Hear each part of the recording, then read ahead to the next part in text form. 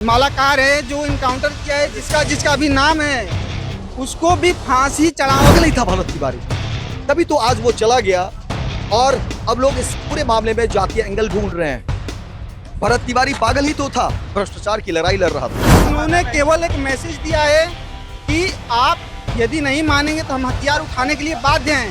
भरत तिवारी को विवश किया जा रहा विवश किया गया एकदम। है। इसका बचपन कैसा था, किस तरह की सोच रखने वाला था और कैसे कैसे क्या वाकई पहले से ही ऐसे था या बाद में उसके विचारों में क्रांति? किससे लड़ाई थी भरत तिवारी? भरत तिवारी की लड़ाई, ये जो अफसरशाही है, जो भ्रष्ट तंत्र है, जो सरकार है, जो मनमानी चल रहा है, उन्होंने सारे अधिकारियों की, यहाँ तक कि आरटीआई के माध्यम से सब विवरण निकाले थे। उनको पता था कि ये जो 1400 करोड़ का घोटाला कहाँ कहाँ हो रहा है, इस पे वो एक्शन ले रहे थे और सरकार को और अधिकारी को एक्सपोज कर रहे थे। इसके द्वारा एसडीएम से लड़ाई हुई थी क्या भरत तिवारी की? जहां तक हमको मालूम है कि एसडीएम से लड़ाई, उनको एसडीएम से उनका चल रहा था। एसडीएम उनको काफी समझाने का प्रयास भी कर रहे थे, मैनेज करने की बात कर रहे थे, मैनेज करने की बात कर रहे थे, लेकिन वो अपने पे अडिग थे। वो पीछा नहीं हट रहे थे, क्योंकि वो ऊपर से ऐसा जो व्यक्ति है, क्रांतिकारी विचारधारा के ऊपर से बन के ही आते हैं।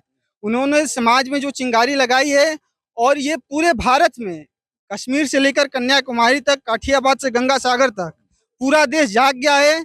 और इसमें सब लोग, चाहे हिंदू हो, मुसलमान हो, चाहे अगड़ा हो, पिछड़ा हो, शोषित हो, वंचित हो, सब लोग मिल के और इस लड़ाई को आगे बढ़ाएंगे। वंचितों की लड़ाई लड़ रहा था भरत तिवारी, बच्चों की लड़ाई वंचितों की लड़ाई लड़ रहा हाँ, शोषित वंचित सबसे तो अधिक उन्हीं की था ये लड़ाई। ये सबसे अधिक लड़ाई आप वहां पे जाके देख सकते हैं। जो जवनिया गांव जो विस्थापित हुआ है, जो उन लोग को जमीन अलॉट कराया गया है, वो कितने गड्ढे में है।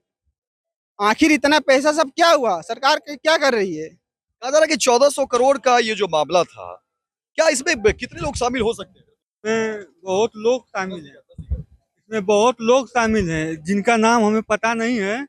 इसमें बहुत लोग शामिल हैं, नाम तो हमको अभी पता नहीं है। लेकिन कई लोग हैं। कई लोग शामिल हैं इसमें। बहुत पूरा इसको दबा रही है सरकार के, पूरा तंत्र लगा हुआ है। सरकार पूरे तंत्र लगा हुआ है कि इसको ठंडे बक्से में डाल दिया जाए और ये 10 दिन 15 दिन में ये है, इसके बाद सब लोग शांत पड़ जाएंगे। लेकिन शांत कोई नहीं बैठेगा। ये पूरे देश में चिंगारी लग गई है और सरकार को न्याय देना ही पड़ेगा।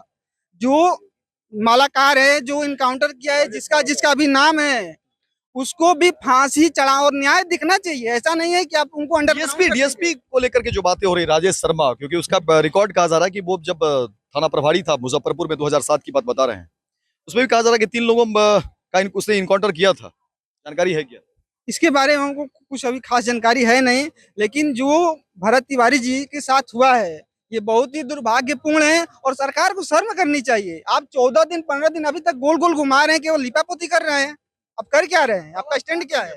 कैसा लड़का था बाबा भरत तिवारी? बहुत अच्छा लड़का था भरत तिवारी। कैसा लड़का कहा जाए, समाज के लिए अपना जान गंवा दिया। और कितना अच्छा है, कहना क्या है उसके विषय में। इतना पढ़ा लिखा, अपने घर का वही संभालने वाला था, क्या कहा जाए।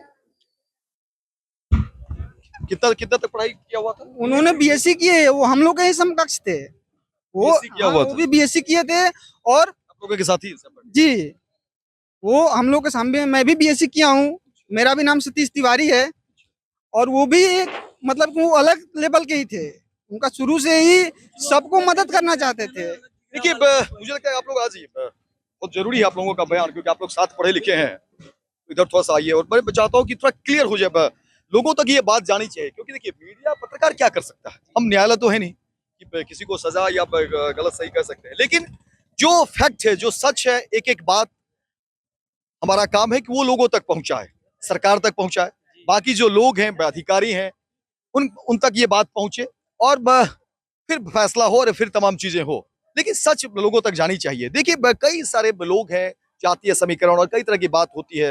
राजनीति चश्मे से भी लोग देखते हैं, जातीय चश्मे से भी लोग देखते हैं, लेकिन एक पत्रकार का नजरिया अलग होता है। हमारी कोशिश होती है कि भाई हम भीड़ से अलग और वो तमाम चेहरे पर कैमरे लगे और एक एक सच लोगों तक हम पहुंचा दें।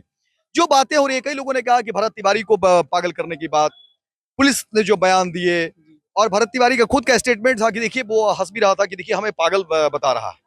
और इसी तरह से ये लोग चाहता किसी तरह से मामले को रफा दफा करते हैं, क्योंकि आप लोग साथ पढ़े लिखे हैं।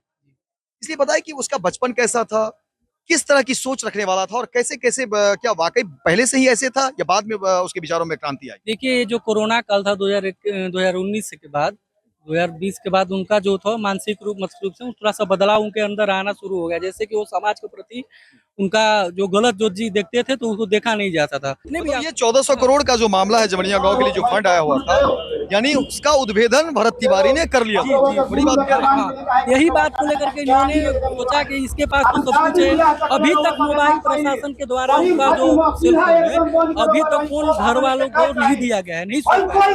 उस मोबाइल में आप लोगों का कहना है कि एविडेंस है। एकदम 100% है, 100%। साथ रहने वाले लोगों से ज्यादा कौन जानता है जिसके क्योंकि युवा अवस्था है, ज्यादातर लोग दोस्तों के बीच वक्त बिताता है। आप बताइए इसके बारे में पहले पागल रहने वाला व्यक्ति ऐसा कार्य करेगा क्या? मैं पूछना चाहता हूँ, उन्होंने जितना भी कार्य किया है सब आवेदन के माध्यम से, लिखित माध्यम से सबने अपने ज्ञापन दिया है एसडीओ के पास, सीओ के पास। सबका लाइव वीडियो बनाए हुए हैं। सबका वीडियो लाइव में वो जो भी काम किए हैं लाइव किए हैं। सबका वीडियो उनके पास था। उनका मोबाइल आज हो गया तो मार नहीं दिए होते, बस उन्होंने केवल एक मैसेज दिया है कि आप यदि नहीं मानेंगे तो हम हथियार उठाने के लिए बाध्य हैं। उनके यानी भरत तिवारी को विवश किया जा रहा है। विवश किया गया है एकदम, उनको भरत तिवारी को उकसाया गया है। यानी भरत तिवारी जब एक्सपोज कर रहा होगा तो फिर परिस्थितियां भरत तिवारी के खिलाफ हो गई होगी। क्या ऐसा है क्या? एकदम बिल्कुल। पहले दिन आते हैं यहाँ पे पुलिस, उनके ऊपर ये जो कट्टा वाला वीडियो आप लोग देखे होंगे, उसमें उसके अगले दिन पुलिस जो है उनको एक प्रेस विज्ञप्ति निकालती है, उसमें उनको मानसिक विक्षिप्त बताती है। यदि भरत तिवारी मानसिक विक्षिप्त थे सरकार के अनुसार, मैं बता रहा हूँ, सारी लोगों की बात हटाइए, यदि सरकार मान रही है तो मानसिक विक्षिप्त आदमी का कहाँ से इनकाउंटर होता है? आप बताइए, आप कानून, आप फिर सरकार उसके अगले ही हम चाह रहे वो तो बातें होंगी, हम चाह रहे क्योंकि आप लोग सहपाठी हैं, तो आप लोग बताइए, दुनिया को बताइए कि भरत तिवारी लड़का कैसा था। बहुत ही नेक दिल के थे, बहुत बड़ा हृदय था उनका। उनके हृदय में सब वर्गों के प्रति सम्मान था। हर एक लोग, इतने लोगों की मदद किए हैं वो, चाहे वो कोरोना काल हो, चाहे वो पेंडेमिक हो, हर एक समय वो लोगों के साथ जुड़े रहते थे और उनकी मदद करते थे हर एक पहलू पे। नहीं तो किसको आज इसके चकाचौंध की दुनिया में किसको क्या पड़ी है, सब लोग अपने अपने में व्यस्त हैं। लेकिन भरत तिवारी के हृदय में एक क्रांतिकारी विचारधारा थी और वो सबके साथ जुड़े थे। यानी लोगों के दुख को देख नहीं पाता था। नहीं देख पाते थे, वो बहुत ही पता नहीं पाते थे, बहुत ही वो हृदय उनका कोमल था, निर्मल था। वो सबको साथ लेके चलते थे, चाहे शोषित, वंचित, पीड़ित, कोई भी हो, अगला पछड़ा।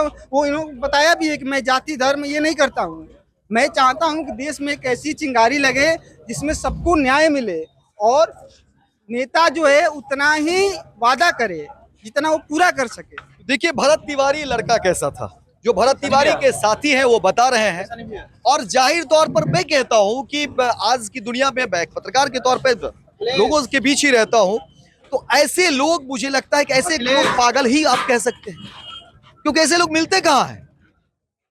आज देखिए भरत तिवारी का इनकाउंटर हुआ है, भरत तिवारी की हत्या की बात लोग कह रहे हैं और ऐसे मामले में भी लोग जातीय चश्मे से देख रहे हैं। लेकिन भरत तिवारी ने अपनी पूरी जिंदगी जातिवाद को आरे नहीं आने दिया।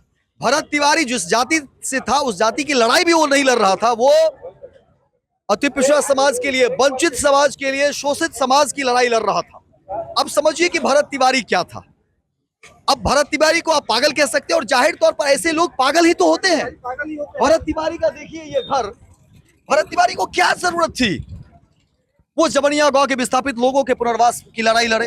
भरत तिवारी चाहता तो अपने लिए काम करता। तो ऐसे लोगों को आप पागल कह सकते हैं?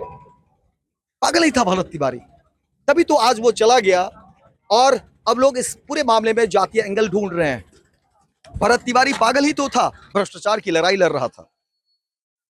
भरत तिवारी पागल ही तो था कि अपने परिवार की बेहतरी के लिए नहीं सोचा, अपने लिए नहीं सोचा।